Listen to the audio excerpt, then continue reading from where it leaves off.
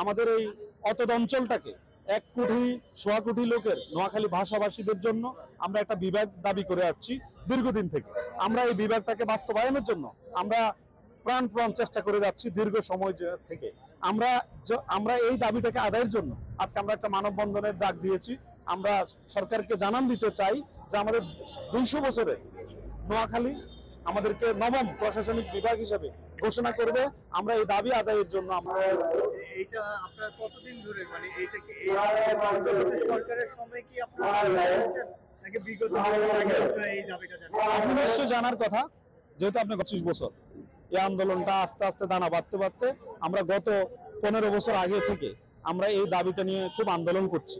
কিন্তু আমাদের এই দাবিটা আমাদের নোয়াখালী বিভাগ নিয়ে একটা বিভাগ, আপনারা জানেন একটা দাবি একটা বিভাগ যখন বাস্তবায়ন হতে যায় তখন গভর্নমেন্টের যতগুলো কাঠামোগত কাজ থাকে, পরিকল্পনা কমিশনের পর্যালোচনা থেকে শুরু করে সকল কিছু করে নোয়াখালী বিভাগের যে অবকাঠামোর যে যা দরকার, যা রিক্রুটমেন্টস সবকিছু আছে, আমাদের সকল চাহিদা ফিল আপ ইনশাল্লাহ আছে।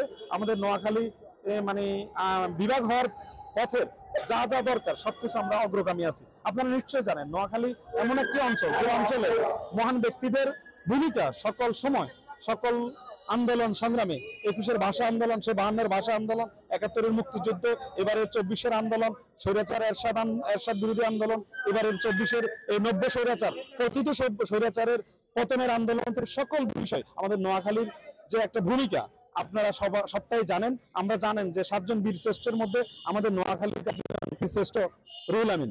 আমরা গর্বিত যে আমাদেরই সন্তান, আমাদেরই নোয়াখালীর সন্তান দেশমাতৃকার জন্য জীবন দিতে পেরেছে। আপনারা জানেন যে ভাষা আন্দোলনে সালাম বরকত রফিক জব্বরের মধ্যে আমাদের নোয়াখালী সন্তান আছে।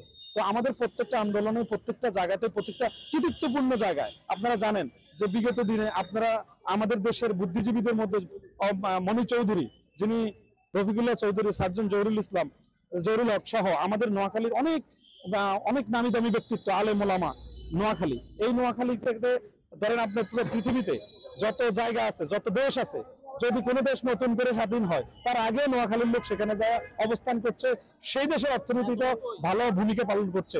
এরকম একটা রেমিটেন্স যুদ্ধের নোয়াখালী এবং শিল্প বাণিজ্যের মধ্যে আপনারা জানেন নোয়াখালীর শিল্প প্রতিষ্ঠান, নোয়াখালী শিল্প উদ্যোক্তাদের কথা আমি আপনাদেরকে বলে আমি এখন আর করব না, কারণ আপনারা সবাই জানেন যে নোয়াখালীর যে রোল প্লে এটা চিরনন্দিত, আর এই চিরনন্দিত অঞ্চল নোয়াখালী বিভাগ হবে, এটা আমাদের প্রাণের দাবি। আমরা এই অন্তর্বর্তীকালীন সরকার যে সরকারে থাকবে আমি তার কাছে দাবিটা দিব। আমরা দেখেছি যে আসলে আমরা বিগত সময় আমরা যখন পরিকল্পনা